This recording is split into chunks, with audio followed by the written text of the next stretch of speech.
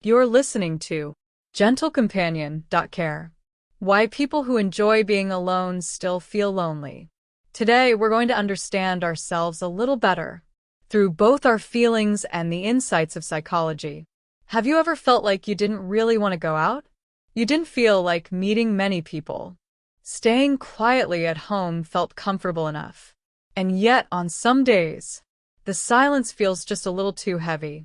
You don't want to party. You're not trying to meet new people. You simply want to feel that somewhere in this world, there is still someone connected to you. If you've ever felt this way, there is nothing strange about you. And more importantly, psychology actually helps explain why this happens. You are someone who restores energy through quietness. This idea of personality differences was first described by the Swiss psychiatrist and psychologist Carl Gustav Jung, the founder of analytical psychology. He suggested that human beings differ in the direction of what he called psychic energy. Some people feel energized by engaging with the outer world and social interaction. Others slowly regain energy through calmness and their inner world. The latter group is known as introverts. And one important thing to understand is this. This is not a disease, not a mental disorder, and not a flaw.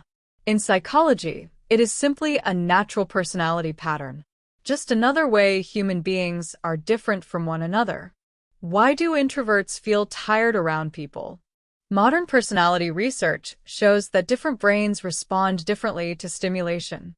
Some psychologists explain that introverts naturally have higher levels of cortical arousal, meaning their nervous systems react more quickly to external stimuli. As a result, loud environments or large social settings can become mentally exhausting more quickly. So the desire for quiet is not unusual. It is simply the brain restoring balance. Then why can someone who is good at being alone still feel lonely? Social neuroscientist John Cacioppo, who studied loneliness for decades, found something important. Loneliness is not the same as being alone. Loneliness is a negative emotional state that arises when we feel a lack of meaningful connection, not merely the absence of people. Even individuals surrounded by others can feel lonely. The human brain is designed to need some level of connection, regardless of personality type. This idea aligns with self-determination theory, SDT, which suggests that human well-being depends on three basic psychological needs. Autonomy, the freedom to be oneself. Competence, feeling capable and valuable. Relatedness, feeling connected to others. People who enjoy solitude often already have strong autonomy. But when the sense of connection becomes too low, loneliness naturally appears. So it is completely normal for someone who is comfortable alone to still feel lonely sometimes. How can we care for loneliness without forcing ourselves to change? The following ideas are not abstract advice. They are approaches supported by psychological research on reducing feelings of isolation. 1. Transform being alone into being with yourself. Mindfulness research shows that engaging fully in small activities reduces repetitive thinking, a pattern strongly linked to loneliness. Sometimes nothing big is required. You might begin with small moments such as preparing a drink and sipping it slowly, listening to music without multitasking, writing down what is on your mind. Gradually, the brain shifts from a state of something is missing to a state of having an experience. 2. Being alone while the world is still around you.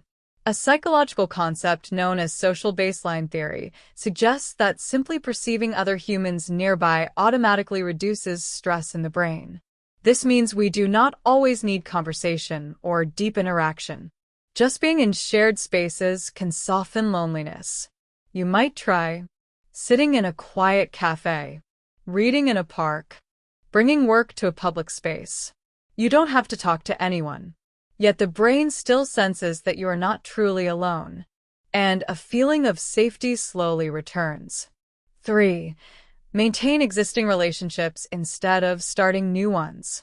Relationship research shows that existing emotional bonds require far less energy than forming entirely new connections. For those who don't naturally seek new social circles, caring for small, existing relationships may be enough. You might Send a short message to check in. Share something that reminded you of them. Have brief conversations from time to time.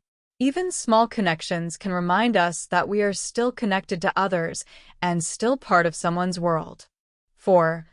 Understanding that the lonely brain sees differently. Psychologists explain that when we feel isolated, the brain gradually enters a protective threat mode. During this state, we tend to interpret social situations more negatively. We may assume others don't care, or that we don't matter much to anyone. But these thoughts are not always reality. Often, they are simply the brain trying to protect us from emotional pain. In moments like this, we might gently pause and ask ourselves, is this truly a fact? Or am I just emotionally tired right now? 5. Create routines that quietly reconnect you with the world. Behavioral research shows that routines involving low levels of social exposure can reduce loneliness without causing social fatigue. We don't always need more social activity. Sometimes small, consistent contact with the outside world is enough. For example, walking at the same time each day, visiting a familiar café, keeping a small weekly activity. When familiar moments repeat in daily life, they slowly remind us that we are not alone in the world. 6. Accept loneliness as a signal, not a problem.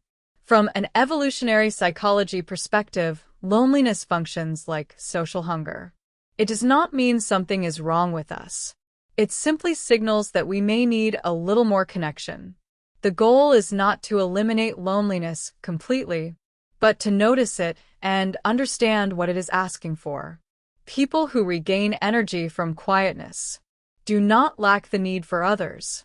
And being an introvert is not an illness nor a weakness. It is a natural human pattern, one clearly understood in psychology. Caring for loneliness is therefore not about changing who we are, but about creating connections that match our emotional energy. To be comfortable with ourselves, while still feeling connected to the world at the same time. Sometimes, that alone is already enough.